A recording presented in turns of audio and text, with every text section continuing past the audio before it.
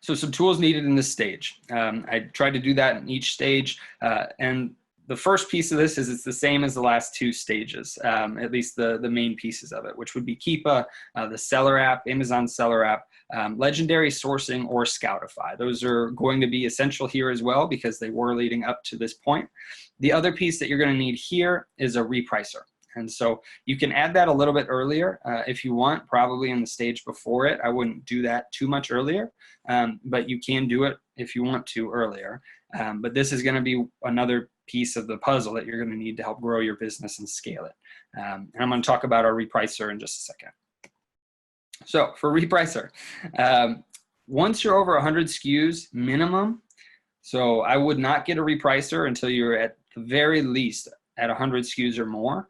And that's just because up until that point, you can actually reprice those products yourself by going into your inventory and Seller Central and just looking at the competition and if it needs to be priced or not.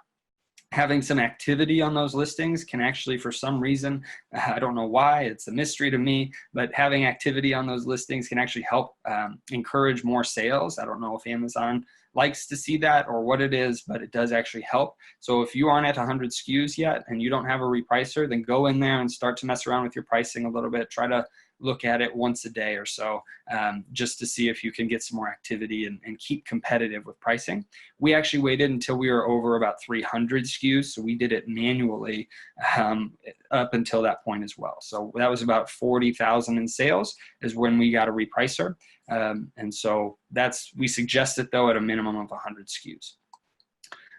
So what it does, for those of you that might be brand new and don't know what a repricer does, is it actually automatically will reprice your inventory for you to keep competitive. So it will lower the price to a buy box, or it'll also raise the price based on competition for you.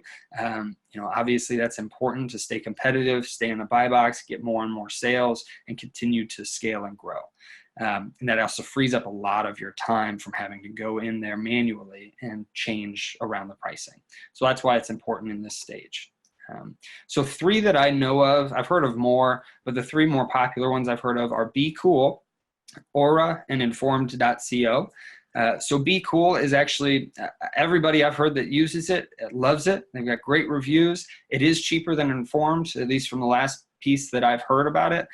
So if you are starting at a lower amount of SKUs at the 100, 200 level, for sure, I would start with Be Cool. Aura, I included Aura because it's newer from, I guess, my own understanding. I don't know much about it, but I've heard really good things about it. So I don't know much at all about Aura, but I've heard such good things that I wanted to include it in here. So as an option for you to essentially look into if you don't have a repricer yet. And then lastly, Informed.co. It's the most expensive, but in my opinion, it has the most tools. And so when your SKUs start to get to, 400 or 500 SKUs, you really need something typically more robust. If you like Be Cool or a different repricer, then you can for sure use those. I wouldn't switch over if you're happy with what you have. But Informed is the one that we use. It's the one we started with. It's the one that I know a lot of people use, and I highly recommend it once you're at a very high SKU level. And that's just because it is able to reprice faster, from my understanding, faster than other repricers. It also has more tools and features available to you.